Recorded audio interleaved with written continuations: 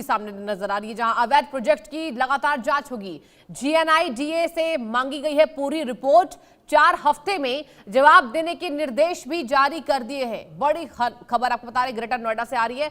Greater Noida में कथित अवैध निर्माण परियोजनाओं को लेकर राष्ट्रीय हरित अधिकरण यानी कि एनजीटी ने सख्त रवैया अपनाया है। जहां एनजीटी ने ग्रेटर नोएडा औद्योगिक विकास प्राधिकरण, जिसको कि जीएनआईडीए कहते हैं, 4 सप्ताह के भीतर विस्तृत रिपोर्ट दाखिल करने का निर्देश दे दिया है।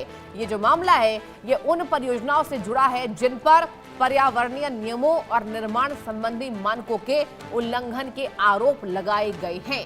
सुनवाई के दौरान एनजीटी ने उत्तर प्रदेश प्रदूषण नियंत्रण बोर्ड यानी कि यूपीपीसीबी को निर्देश ये दिया है कि वह उन परियोजनाओं का सत्यापन करे जहां पहले जारी किए गए बंदी आदेशों यानी कि क्लोजर ऑर्डर्स के बावजूद काम जारी रहने की शिकायत लगातार मिलती आ रही है। यदि किसी परियोजना में आदेशों का उल्लंघन पाया जाता है तो संबंधित अधिकारियों को कार्रवाई कर उनकी रिपोर्ट भी न्यायाधिकरण के समक्ष पेश करनी होगी। तो देखिए एनजीटी जो है ये सख्त होता नजर आ रहा है। अकरम खान मेरे संवाददाता भी जुड़ चुके हैं ज्यादा जानकारी देने के लिए। अकरम, पूरा मामला बताइए, अब फिलहाल क्या सुनवाई होने वाली है? ये नोएडा, ग्रेटर नोएडा में जितने ऐसे प्रोजेक्ट हैं जो कि एनजीटी के नियमों का उल्लंघन कर रहे हैं, उसको लेकर गाजियाबाद के एक पूर्व पार्षद हैं राजीव त्यागी, जिन्होंने एनजीटी में और सुप्रीम कोर्ट में एक याचिका लगाई थी जो कि तमाम वायोलेशन किए जा रहे हैं ग्रेटर नोएडा विकास प्राधिकरण के, उसके खिलाफ उन्होंने एक शिकायत दर्ज की थी जिसमें ये सुनवाई हुई है और उसमें 4 हफ्तों का जवाब ग्रेटर नोएडा अथॉरिटी ने मांगा और ऐसे मांगा है जिसमें वो तमाम विस्तृत जो रिपोर्ट है उसको फाइल कर पाएंगे। और इसके अलावा तमाम ऐसे प्रोजेक्ट है जो कि नियमों का वायोलेशन कर रहे हैं, उसके लिए भी उन्होंने चिन्हित करने के लिए पूरा आज उन्होंने पेपर जो एनजीटी है उसमें दिए हैं। उसमें उन्होंने बताया कि ऐसे चिन्हित कर रहे हैं वो जगह को और विस्तृत रिपोर्ट के लिए 4 हफ्ते का समय मांगा है। हालांकि इसमें पहले जितने अवैध, चाहे वो ग्रेटर नोएडा का जलपुरा हो या फिर अहमदाबाद हो, ऐसे बहुत सारे इलाके हैं जहां पर जो फ्री होल्ड की जमीन है उसको लेकर जो निजी बिल्डर हैं वो उस पर कई मंजिला फ्लैट बना रहे हैं और जो एनजीटी के नियमों का उल्लंघन है उसको वो कर रहे हैं और ऐसे फ्लैट को धड़ल्ले से बेच रहे हैं। जबकि ग्रेटर नोएडा विकास प्राधिकरण ने ऐसे फ्लैट खरीदने वाले जो मालिक हैं उनको नोटिस जारी किया है। जबकि देखिए हैरानी की बात यह है कि जो दादरी तहसील है, जिला प्रशासन ऐसे जो अवैध फ्लैट्स हैं उनकी रजिस्ट्री करा रहा है। तो इसको लेकर एनजीटी में ये याचिका दाखिल की गई थी जिसपे अब 4 हफ्तों के बाद सुनवाई होनी है।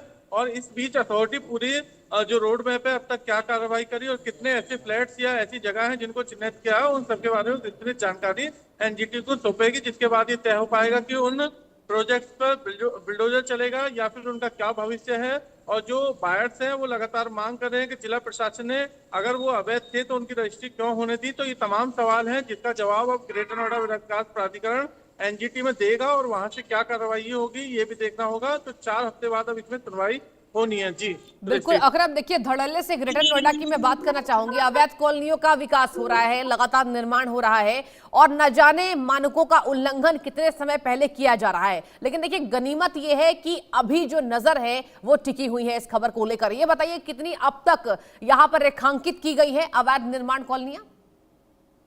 देखिए सृष्टि, अभी तक जो इस पूरे मामले के याचिकाकर्ता राजीव त्यागी हैं वो जैसा मैंने बताया गाजियाबाद से पूर्व पार्षद रहे। उन्होंने एक पूरी विस्तृत दिल्ली एनसीआर में ऐसे प्रोजेक्टों को चिन्हित करके जियो लोकेशन के साथ ये अपनी जो रेट थी वो फाइल की थी एनजीटी में।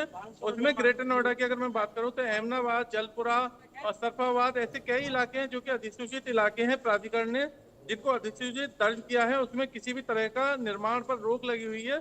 लेकिन ऐसे में जो फ्री होल्ड जमीन है या जो ऐसे अधिसूचित इलाके हैं वहां पर कई कई मंजिला फ्लैट्स बनाए जा रहे हैं जिनको लाखों रुपए में लोगों को बेचा जा रहा है, जबकि वो अनऑथराइज्ड है और उनकी रजिस्ट्री नहीं हो सकती थी। लेकिन जिला प्रशासन पूरी तरह से वो रजिस्ट्री कर रहा है, जिसको लेकर ये पूरी याचिका दाखिल की गई है। और इसमें अब क्या कार्रवाई होगी ये भी देखना होगा। ग्रेटर नोएडा के जलपुरा, अहमदाबाद, सरफाबाद, बिसरा कैसे कई इलाके हैं जहां पर ये पूरा लोकेशन के साथ ये कंप्लेंट दर्ज कराई गई है। तो वहां का पूरा चिन्हितीकरण के लिए प्राधिकरण ने 4 हफ्ते का समय मांगा है और उन्होंने बताया कि वो पूरी विस्तृत रिपोर्ट इसमें देंगे एनजीटी को कि कहां कहां उन्होंने चिन्हितीकरण किया है और कहां कहां कार्रवाई की है। तो ये तमाम पूरी दस्तावेज के साथ अब एनजीटी में ग्रेटर नोएडा विकास प्राधिकरण पहुंचेगा, जिसके लिए उन्होंने समय मांगा है। तो बहुत सारे ऐसे प्रोजेक्ट हैं जो कि अनऑथराइज्ड हैं, तो उन सबकी डिटेल्स के साथ अब ये एनजीटी में ग्रेटर नोएडा विकास प्राधिकरण अपना जवाब दाखिल करेगा। देखना ये होगा कि और कौन कौन सी ऐसी जगह हैं जो प्राधिकरण अपनी रिपोर्ट में लेकर एनजीटी में पहुंचेगा। बिल्कुल, बहुत अच्छी जानकारी अकरम आप दे रहे हैं। और देखिए यहाँ पर रिपोर्ट जो सामने आ रहा है, कहा जा रहा है फ्लैट और विला ऐसे जगह पर बेचे गए हैं जहां भूजल का उपयोग धड़ल्ले से किया जा रहा है। ये देखिए बहुत बड़ी कार्रवाई इस पर हो सकती है जिस तरीके से यहाँ पर जानकारियां निकलकर सामने आ रही है। ये बताइए कितना टाइमलाइन दिया गया है रिपोर्ट सौंपने को लेकर, कितने हफ्ता?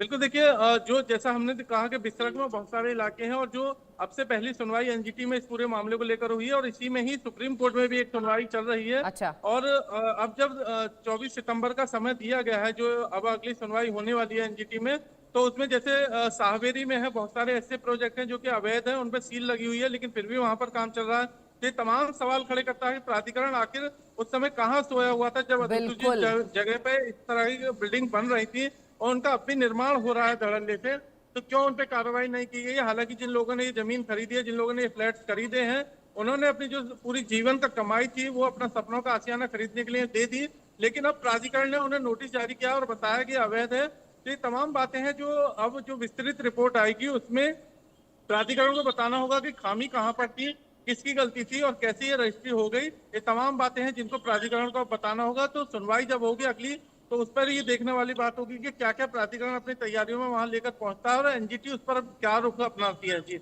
नहीं अकरम, आप बिल्कुल ठीक कह रहे हैं। देखिए जिस तरीके से यहाँ पर आशियाने को खरीदा जा रहा है, आम जनता का क्या कसूर है?